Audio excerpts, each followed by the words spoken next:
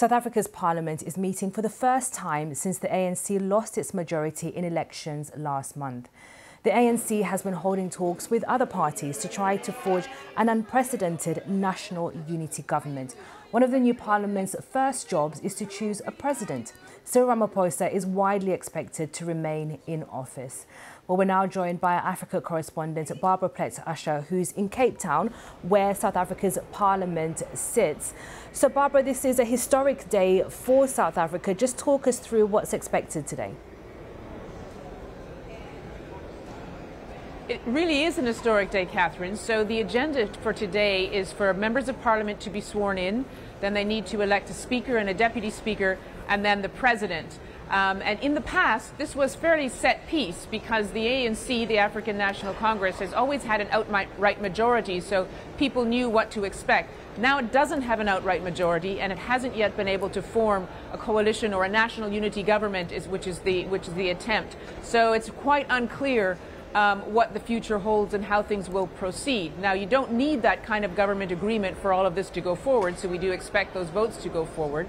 But the ANC has indicated that one of the parties that is going to join or that is interested in joining this national unity government is its historic opponent, the Democratic Alliance. This is a free market agenda party which is at odds with the ANC's left-wing traditions, and it also has a reputation for representing the interests of the white minority, which it denies, but it is something that many people within the ANC feel. So that kind of negotiation has been quite fraught. And we've had one of the party officials say just in the last hour that they are negotiating their own agreement with the ANC about power sharing within this national unity arrangement.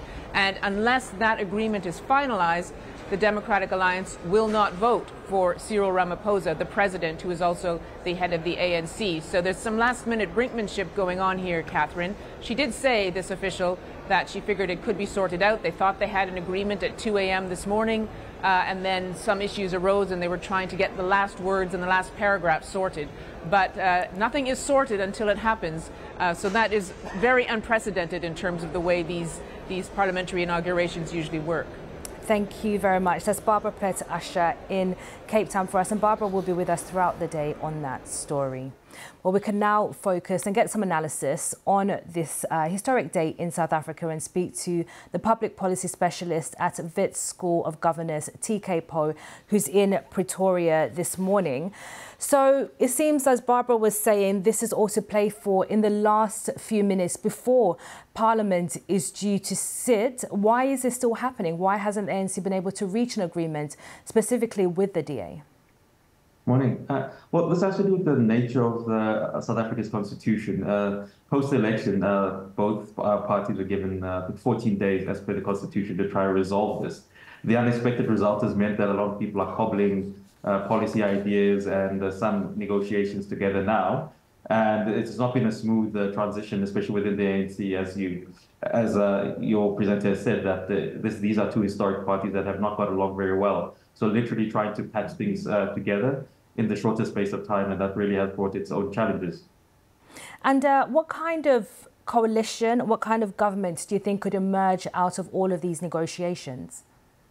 Well, it's going to be one of expediency and just focusing on probably 3 or 4 key critical things affecting South Africa, namely the high unemployment rate, the infrastructure backlogs, and questions of corruption. Apart from that, both these parties really don't see eye to eye and many other things, so they're going to try to keep it as simple as possible. And it's maybe just also important to highlight that there's a third party in this, which is the IFP, which has traditionally been based in KwaZulu-Natal. So it also brings in its own challenges and trying to sort out who gets what in this arrangement. How do you think South Africans would view a coalition between the DA, the IFP, which are more on the centre-right, and the ANC? Because a lot of the votes went to parties like the EFF as well as Jacob Zuma's MK party. How are South Africans viewing this coalition? In the long term, they'll judge it according to results. If it does look like they're finally getting to grips with many of the problems affecting South Africa, many people will just bear it out. However, if it looks unstable and it doesn't really give people the result that they want in the first 2 or 3 years, it will be seen as a mistake, and both, especially the ANC and the Democratic Alliance, they're going to be seen as losers in this going forward. Thank you very much. That's TK Pro from Witwatersrand University in Johannesburg there.